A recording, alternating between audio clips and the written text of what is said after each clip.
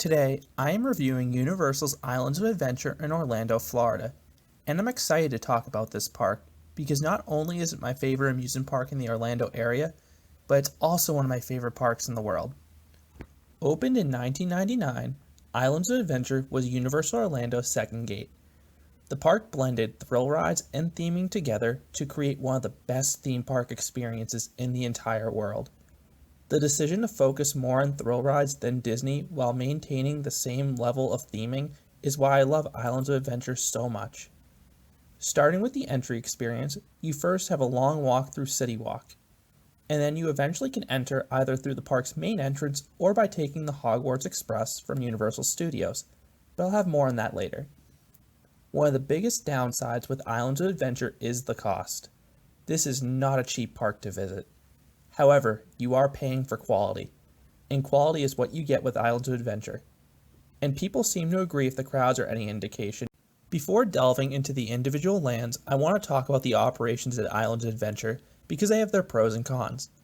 On the bright side, dispatches are lightning fast and the lines are always moving.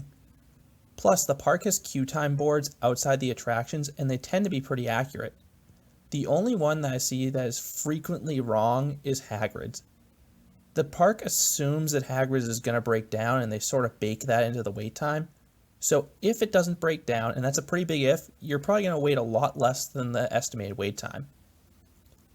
Many of the signature rides like Hagrid's, Forbidden Journey, King Kong, Doctor Doom, Spider-Man, and Hulk also have single rider lines, which are a major help on busy days.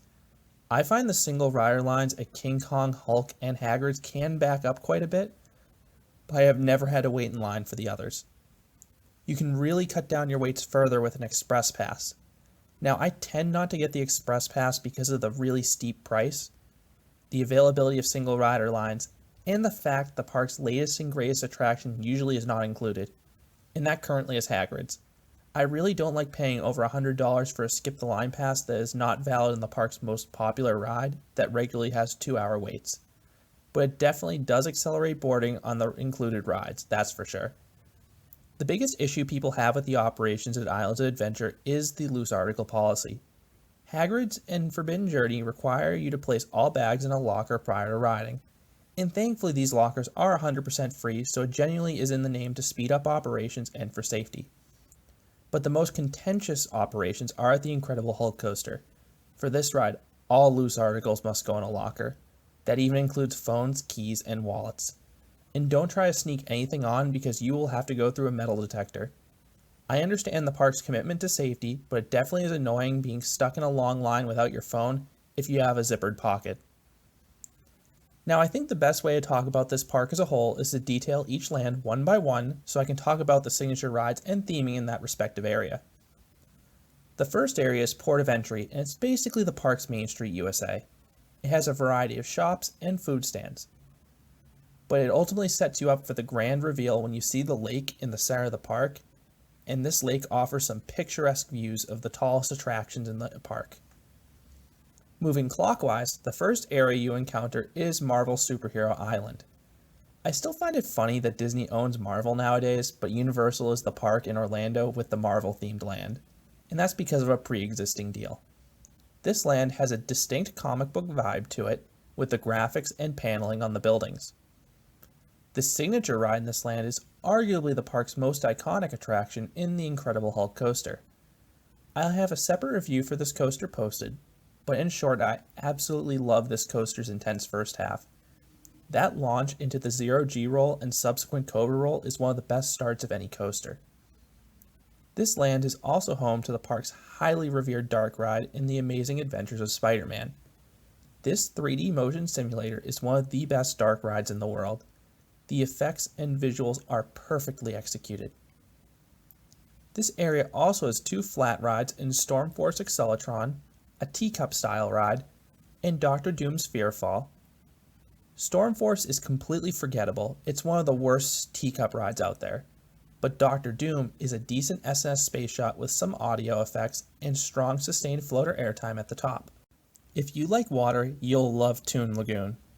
This land is home to 2 of the most drenching water rides in the whole world, in Dudley Do-Right's Ripsaw Falls and Popeye and Bluto's Bilge-Rat barges.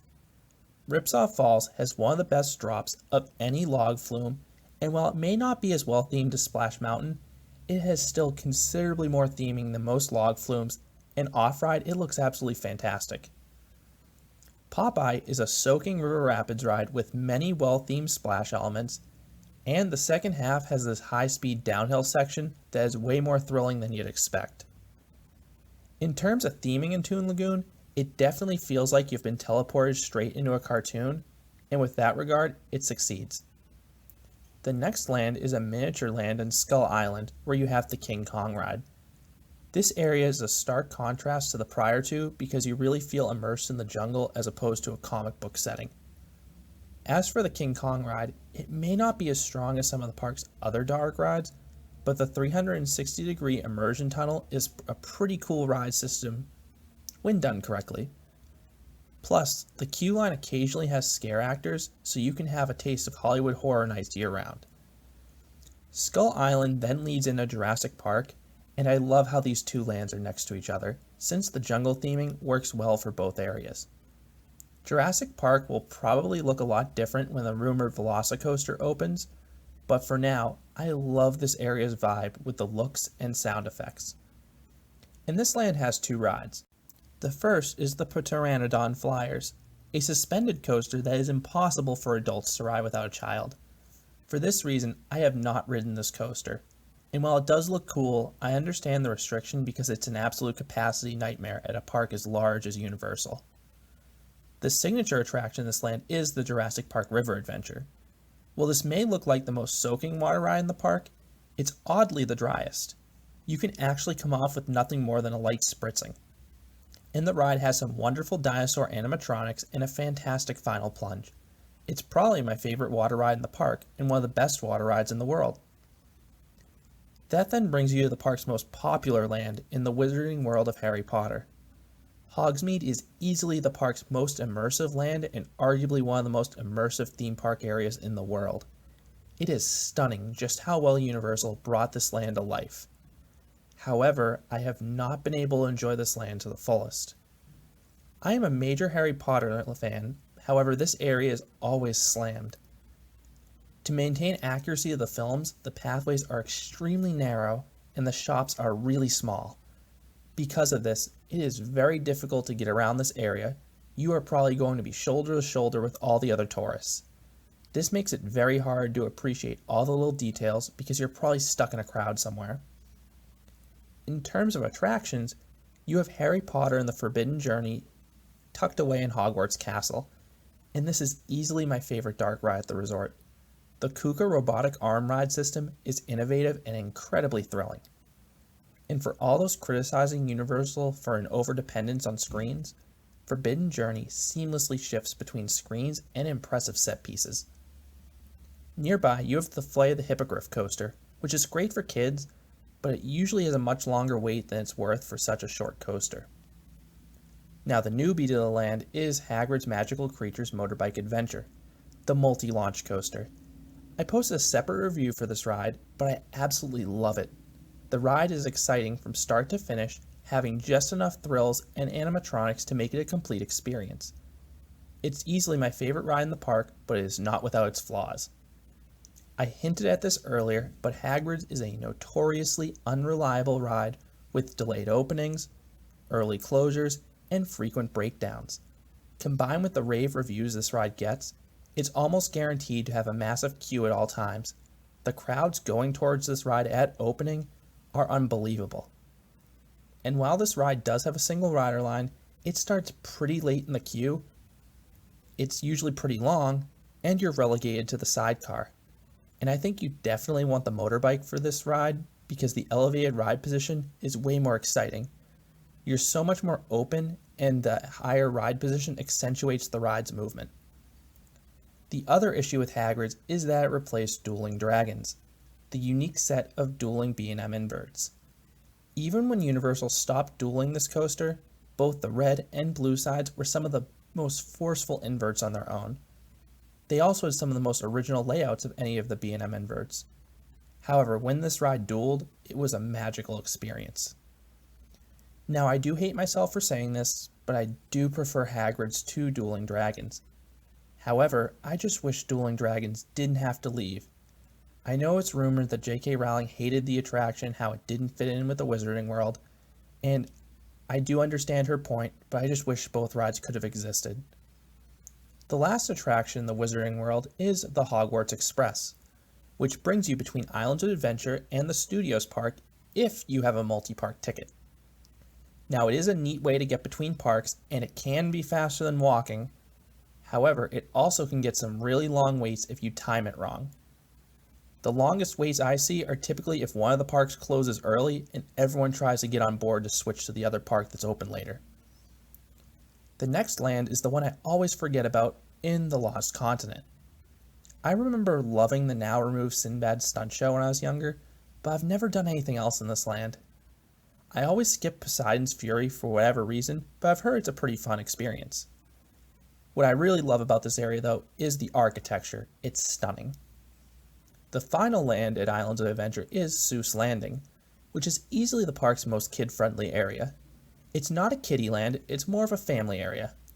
The land perfectly captures the zany feel of Dr. Seuss and is home to the park's tamest attractions. The best ride in the area is easily the Cat in the Hat, which feels like a classic Disney dark ride. Beyond that, you have just so much kinetic energy with the high-in-the-sky Seuss trolley monorail overhead, the massive carousel perched right in front of the entrance, and this infectious tune that comes from One Fish, Two Fish, Red Fish, Blue Fish, which is essentially the park's Dumbo ride with some water sprayers. The last thing I want to touch on is the food, and I want to say I can't really remember what I've eaten at Islands of Adventure. I know it was on the pricey side, but the fact I didn't feel strongly enough to remember it means it probably wasn't good or bad, it just sort of existed. So those are my thoughts on Islands of Adventure. As I've hinted at this review, I just love how this park is loaded with major attractions of all types, coasters, water rides, and dark rides, while still maintaining a high level of theming.